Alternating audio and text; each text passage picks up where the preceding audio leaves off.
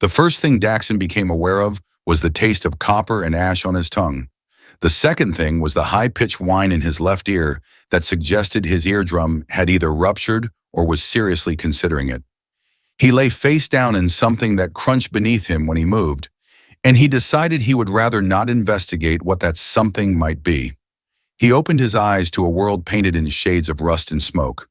The sky above Erath had never been welcoming, but now it churned with particular malevolence, thick clouds of debris catching the dying light of a sun that seemed embarrassed to shine on what lay below. Daxon pushed himself up onto his hands and knees, then immediately regretted this decision as pain lanced through his ribcage. He stayed there for a moment, breathing carefully, running through the mental checklist every soldier learned in basic training. Fingers moved. Toes wiggled inside boots that had somehow stayed on his feet. His combat suit displayed a scrolling list of damage reports on the cracked display embedded in his forearm, but the text was corrupted and flickering, suggesting the suit's computer was having about as good a day as he was. He managed to stand. The landscape around him looked like something a disturbed child might create if given unlimited gray clay and a deep hatred of symmetry. The forward operating base where his battalion had established position was simply gone, not destroyed in any recognizable way, but scattered, as if a giant hand had picked it up and thrown it across several kilometers of broken terrain. Bodies lay everywhere. Daxon recognized some of the faces, and for a long moment he stood perfectly still, letting that recognition wash over him without allowing it to take hold. There would be time for grief later. There was always time for grief later. Right now there was only survival. He began to walk, stepping carefully around the fallen, checking for pulses he knew he would not find. His communications array was dead. His emergency beacon had been crushed at some point, probably when whatever happened had thrown him 30 meters from where he had been standing. His sidearm remained holstered at his thigh, which was a small comfort, though against the weapons that had done this, it would be about as effective as harsh language. The extraction mission had seemed straightforward enough during the briefing. Land on Erath, retrieve the research team studying the planet's unusual crystal formations. Leave before the ongoing alien conflict noticed their presence. Military intelligence had assured them the main fighting was concentrated on the opposite hemisphere. Military intelligence, Daxon reflected bitterly, had once again demonstrated why soldiers referred to it as an oxymoron. He found a supply crate that had survived relatively intact and pried it open with hands that trembled only slightly. Inside were ration packs, water purification tablets, and a medical kit. He patched the wound on his leg that he had been trying to ignore, hissing through his teeth as the biofoam sealed the gash. His ribs were bruised but probably not broken. Small victories. As he worked, his mind drifted to home.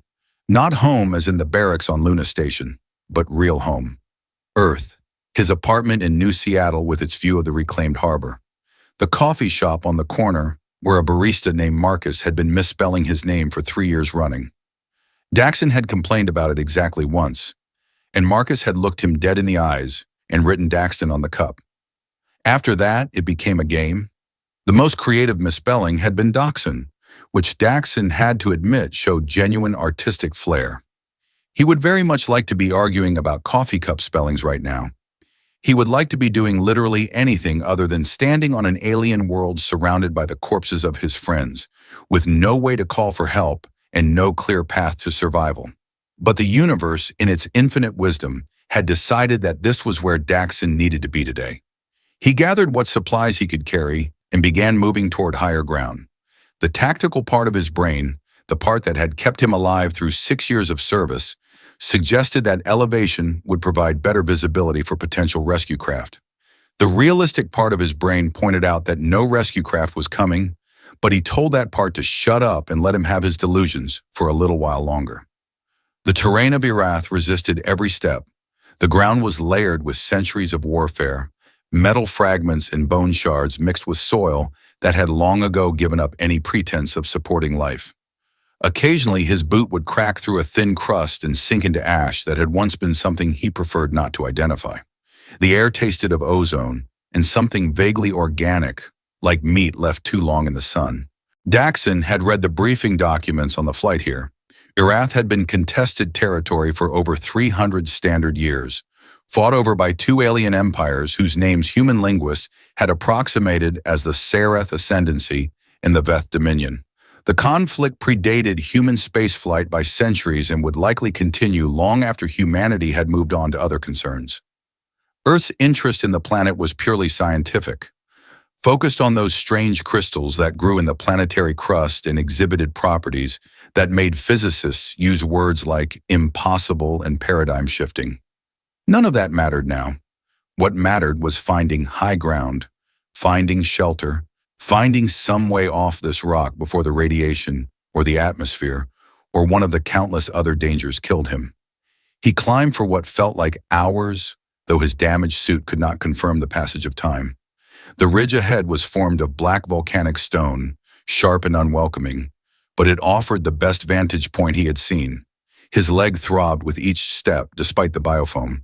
His ribs protested every breath. But he kept moving because the alternative was lying down and dying, and Daxon had always been too stubborn for the sensible option. Daxon reached the crest of the ridge and immediately wished he had chosen a different direction entirely. The valley below stretched for kilometers, and every meter of it was carpeted with the dead. But these were not human soldiers. These bodies were massive, armored in materials that caught the dim light and threw it back in fractured rainbows. Their weapons lay beside them, still crackling with energies that made the hair on his arms stand upright even from this distance. He had seen images of the Serath in briefing documents, but those sterile photographs had not prepared him for the reality of seeing thousands of them lying broken across a field of black stone. They had been beautiful, he realized. Even in death, there was something magnificent about them. Their armor was ornate and ancient, covered in patterns that seemed to shift when he looked at them too long. Their bodies were humanoid but larger, more elegant, built along lines that suggested evolution had decided to show off a little. And standing alone at the far edge of this graveyard, perfectly still against the burning horizon, was a figure that made Daxon forget how to breathe. She stood on a rise of volcanic glass, her silhouette sharp against the churning sky. Even at this distance, he could see that her skin was the color of cooling embers, a deep crimson that seemed to pulse within her light. Her armor was torn and scorched, hanging from her frame in pieces that had clearly once been magnificent. Her hair moved in the hot wind, dark as the space between stars, and her ears rose to elegant points that swept back from her face like the wings of some predatory bird.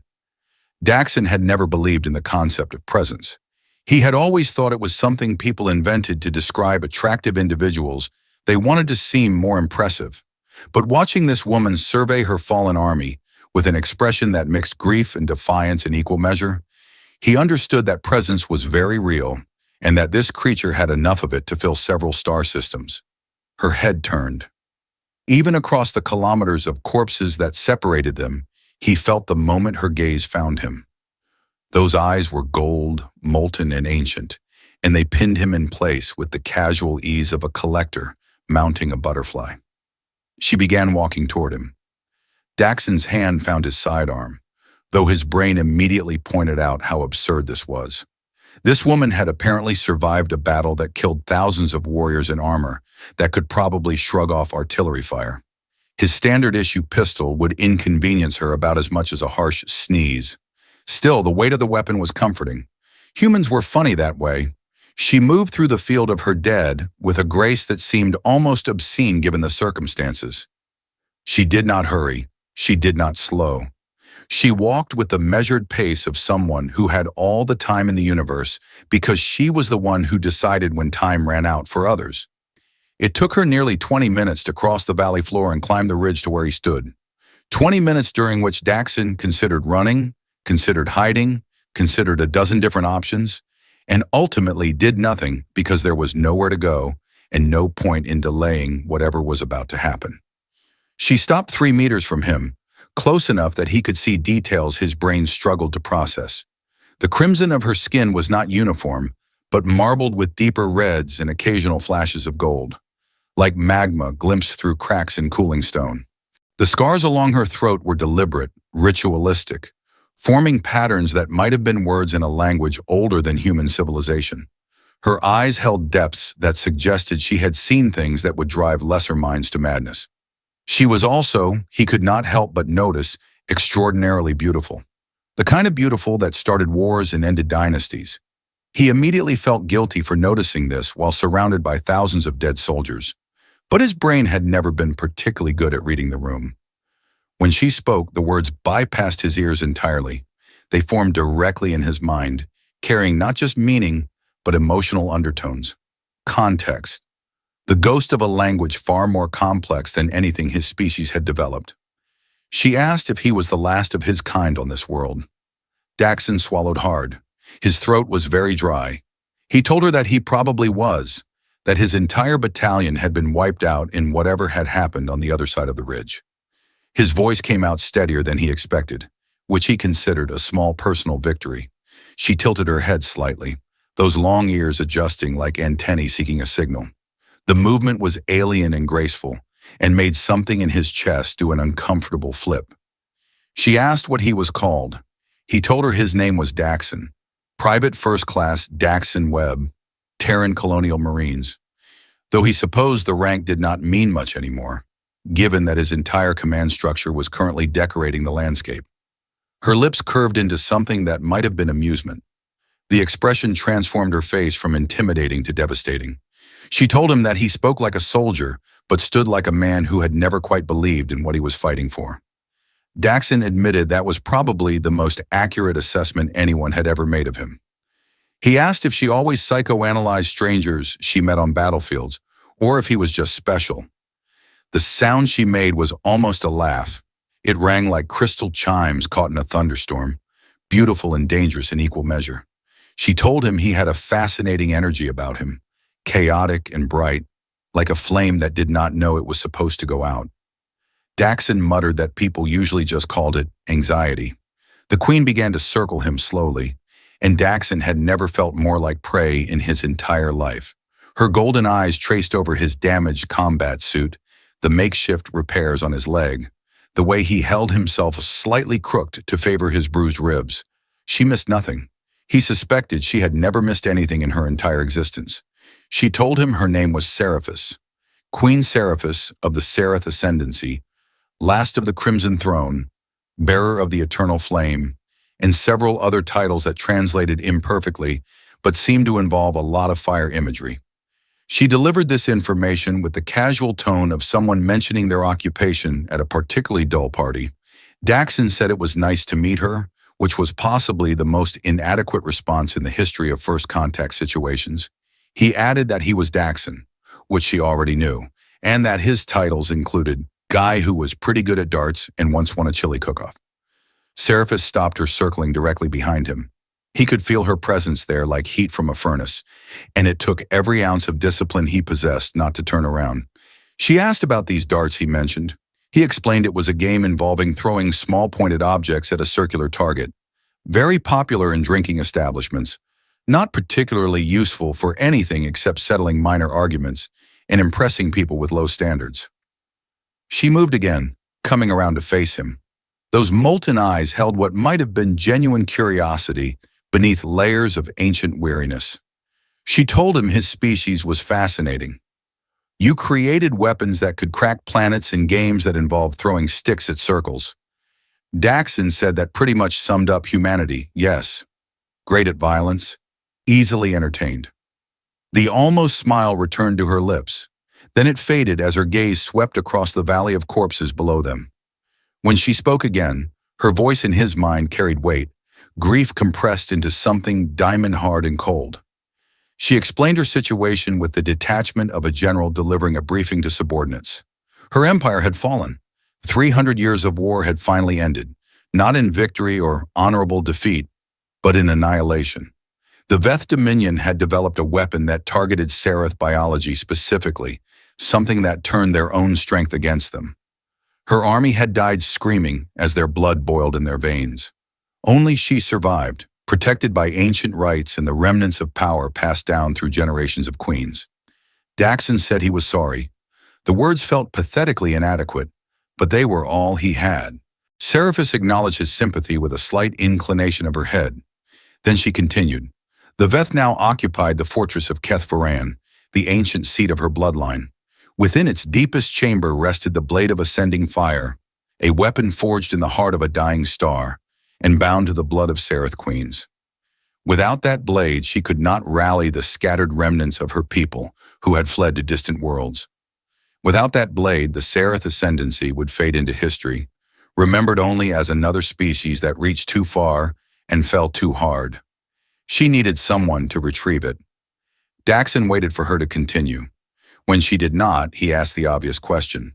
She had just explained that she was the most powerful member of her species, protected by ancient magic or technology or whatever it was that had kept her alive. Why did she need anyone else? Seraphis turned those golden eyes on him fully, and he felt the weight of centuries pressing down on his shoulders. She told him that the Veth knew her. They had prepared for her. Every defense, every trap, every contingency was designed specifically to stop a Seraph queen. They expected her to come for the blade. They wanted her to come. What they did not expect was a single human soldier with anxiety and a talent for throwing small sticks at circles. Daxon stared at her. He asked if she was seriously suggesting that he infiltrate an enemy fortress specifically because he was so insignificant that nobody would consider him a threat. She confirmed this was exactly what she was suggesting. He told her that was simultaneously the most insulting and most accurate tactical assessment anyone had ever made of him. He asked what he was supposed to do once inside. He could not fight Veth warriors. He could barely fight the urge to panic right now. Seraphis explained that fighting would not be necessary. The blade recognized Seraph blood. It would come to whoever carried her essence within them. She could give him a piece of herself, a temporary mark that would fool the ancient systems. He would simply need to reach the chamber, claim the blade, and return.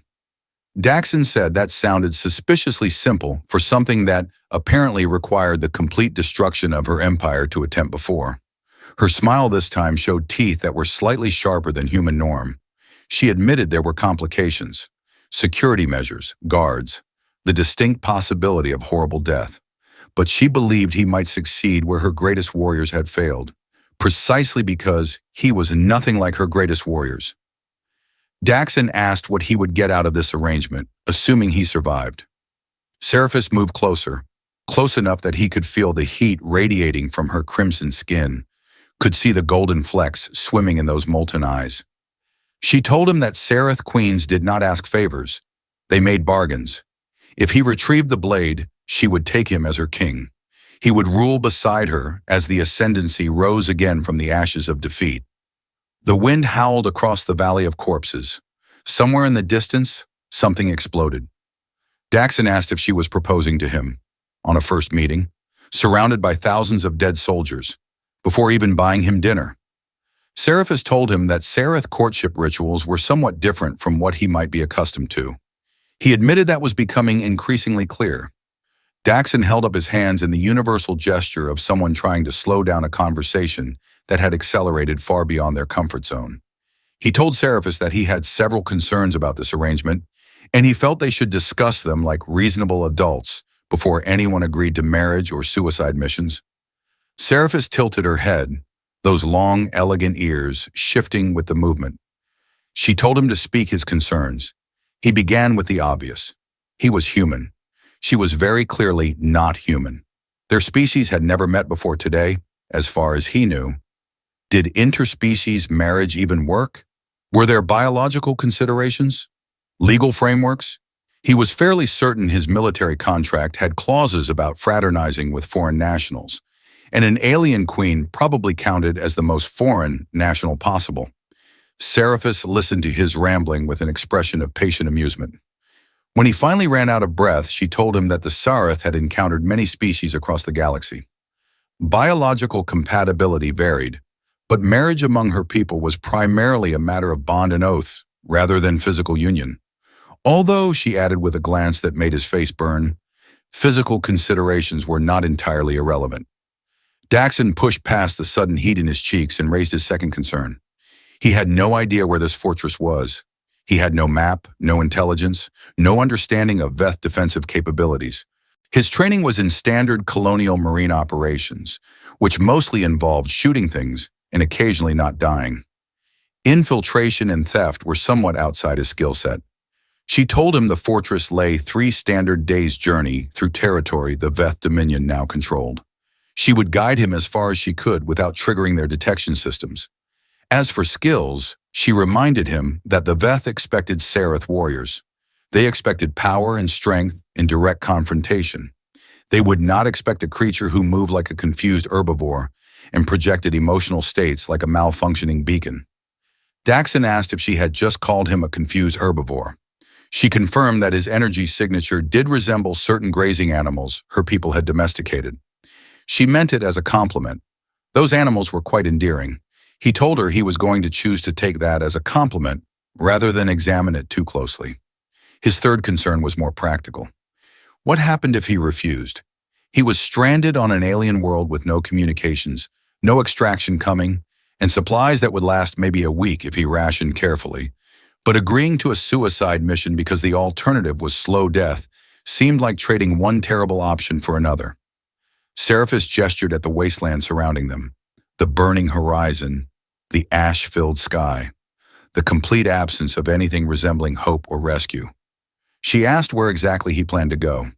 His people had written off this sector. She had intercepted their communications before the battle. Command considered the research team and all associated personnel as acceptable losses. No rescue was coming. No one was looking for him. Daxon felt that information settle into his chest like a cold stone. He had suspected as much, but hearing it confirmed was different. He asked how she had intercepted human communications. She told him the Sarath had been monitoring human activity in this region since the first research teams arrived. They found humanity fascinating, if somewhat chaotic, like watching children play with forces they did not understand. She had hoped to make contact under better circumstances. Fate, it seemed, had other plans. He asked if she had any good news, or if this conversation was going to continue being a relentless parade of terrible revelations. The almost smile returned to her face. She told him the good news was that he had options. He could wander the wastes until radiation poisoning or exposure claimed him. He could attempt to reach the abandoned research station 50 kilometers north, where he would find only corpses and more questions. Or he could accept her offer, attempt the impossible, and potentially become royalty. Daxon admitted that when she framed it that way, the choice did seem somewhat obvious. Seraphis moved closer still, and he became acutely aware of the height difference between them. She was taller by nearly a head, and those golden eyes looked down at him with an intensity that made coherent thought difficult. She asked if he was accepting her bargain. He told her he had one more question first. These wedding customs she had mentioned earlier. What exactly did they involve? He was not agreeing to anything that required ritual combat or blood sacrifice or public ceremonies involving nudity. He had boundaries. Her laugh rang across the Valley of Corpses, bright and unexpected, and somehow warming despite everything. She told him that Serath wedding customs were private affairs between the bonded parties. No combat, minimal blood. Clothing was optional but generally present for the formal declarations. Daxon said that sounded surprisingly reasonable for an alien civilization. She told him that the Serath were a reasonable people, the 300 years of galactic warfare notwithstanding. He took a deep breath. The air tasted of ash and ozone, and the end of everything he had known. Behind him lay the ruins of his battalion and his old life. Ahead lay an alien queen, an impossible mission, and the faintest glimmer of something that might be hope or might be elaborate suicide. He told her he accepted. Seraphis extended her hand, palm upward. When he placed his hand in hers, the heat of her skin was almost painful. She told him they had a bargain. She would make preparations. They would leave at nightfall. Daxon asked what he should do until then. She suggested he rest. The journey ahead would test him in ways he could not yet imagine. Seraphis led him down the far side of the ridge, away from the Valley of Corpses and toward a formation of rocks that seemed unremarkable until she pressed her palm against a specific spot. The stone shimmered and parted like water disturbed by a thrown pebble, revealing a chamber carved into the heart of the ridge itself. Daxon asked if she had been hiding supplies here the entire time she was standing dramatically on that overlook. She told him that queens did not hide. They positioned resources strategically for optimal retrieval. He said that sounded like a fancy way of saying hiding. Her ears twitched in what he was beginning to recognize as amusement. The chamber was larger than he expected, filled with crates and containers marked with flowing seraph script that glowed faintly in the darkness. Seraphis moved through the space with familiar ease, opening containers and examining their contents with the efficiency of someone who had done this many times before. She explained that her generals had prepared multiple caches across the battlefield before the final engagement. They had hoped some would survive even if the army fell. They had been optimistic that way. Daxon watched her work, noting the way her movements occasionally slowed, the way her fingers lingered on certain items before moving on. These had belonged to people she knew. Friends, perhaps, trusted advisors. Now they were supplies for a desperate mission led by a confused human who was good at throwing small pointed objects at circles. She pulled out a device that looked like a belt made of liquid metal and handed it to him. She told him it was a stealth field generator. It would bend light and dampen his thermal signature, making him difficult to detect. She warned him that it was damaged and would flicker unpredictably. He should not rely on it completely. He asked if any of the equipment she was giving him actually worked properly. She told him that functioning equipment had been used in the battle. What remained was what had been deemed too unreliable for frontline use. He should consider it motivation to be creative. He strapped the belt around his waist and felt it hum against his skin, warm and slightly unsettling. He asked what else she had for him. She produced a blade unlike anything he had seen before. The metal was dark, almost black, but shot through with veins of gold that pulsed like a heartbeat. It was shorter than he expected, more dagger than sword, but when she placed it in his hand, he felt a vibration travel up his arm and settle somewhere behind his sternum. She explained that the blade was called a whisper edge.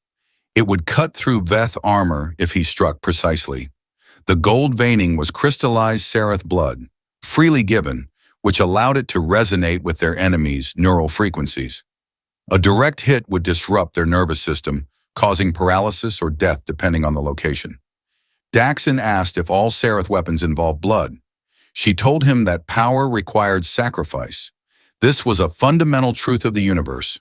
Her people simply acknowledged it openly rather than pretending otherwise. He decided not to pursue that philosophical rabbit hole and instead focused on the practical. She mentioned the Veth were insectoid. What exactly did that mean? Were they talking about something like earth insects, or was insectoid a loose translation for something far stranger? Seraphis provided a translation device next, a small disc that adhered behind his ear and made his skin tingle unpleasantly. She explained that the Veth were evolved from hive-building creatures, social and hierarchical, with exoskeletons and compound eyes and a communication system based primarily on modulated electromagnetic frequencies. To human ears, their speech would sound like static, punctuated by clicking. The device would translate meaning, but she warned him the process would give him headaches. He said headaches seemed like a minor concern compared to infiltrating a heavily guarded fortress. She agreed but told him that small discomforts accumulated. He should not dismiss them. They spent the next several hours preparing. Seraphis showed him maps projected from a device worn on her wrist, holographic representations of terrain, and fortifications and patrol routes based on intelligence gathered before the final battle. The fortress of Keth Varan was a massive structure, grown as much as built, combining organic Veth architecture with stone quarried from the mountains over centuries. The Seraph had besieged it dozens of times across the war. None had ever penetrated the inner chambers. Daxon asked why they had never succeeded. Seraphis explained that Seraph warriors valued direct confrontation. Honor demanded meeting enemies face to face, power against power. Subtlety was considered distasteful. Infiltration was beneath their dignity.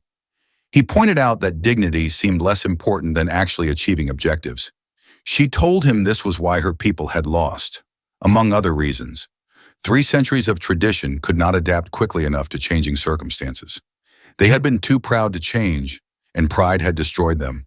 Her voice carried weight when she said this. Layers of regret and anger compressed into words that formed directly in his mind. Daxon found himself wanting to offer comfort, but having no idea how to comfort an immortal queen who had just watched her civilization die. He settled for asking practical questions instead. The patrol routes she was showing him were weeks old. Would they still be accurate? She told him the Veth were creatures of routine. Their hive mentality prioritized efficiency and predictability. Patterns established would be maintained unless there was specific reason to change them. The destruction of the Seraph army was victory enough. They would not expect threats from other sources. Daxon said he was beginning to detect a theme. His entire value in this mission was that nobody thought he was worth worrying about. Seraphis placed her hand on his shoulder. The heat of her touch penetrated his damaged suit, warming skin that had been cold for hours. She told him that being underestimated was a weapon, the most dangerous weapon of all. Her greatest warriors had been feared and planned for. He would be ignored, and in that ignorance he might find paths they never could. They traveled for 3 days through terrain that seemed designed by a malevolent architect with a hatred for human knees. Daxon learned to read the landscape of Irath, to recognize the stable ground from the treacherous crust that would collapse under weight, to identify the faint shimmer in the air that meant radiation pockets to avoid. Seraphis moved beside him with tireless grace, never complaining, never slowing, though he caught her watching him with something that might have been concern when she thought he was not looking. They talked during the long hours of walking.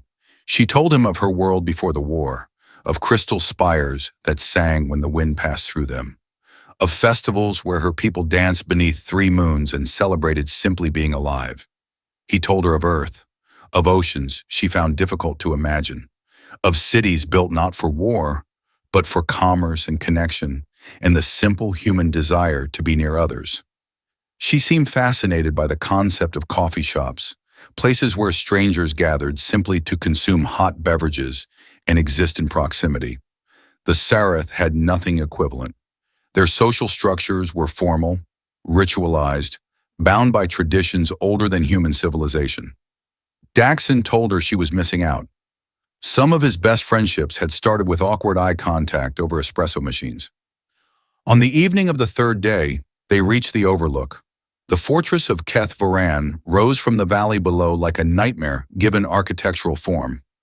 Black metal twisted with bioluminescent organic material, pulsing with sickly green light that cast strange shadows across the surrounding wasteland. Veth soldiers patrolled in precise formations, their chitinous bodies clicking and whirring as they communicated in frequencies that made his translation device buzz unpleasantly. The structure seemed to breathe, expanding and contracting in subtle rhythms that suggested something alive rather than merely built. Daxon asked if it was too late to renegotiate terms. Seraphis did not smile.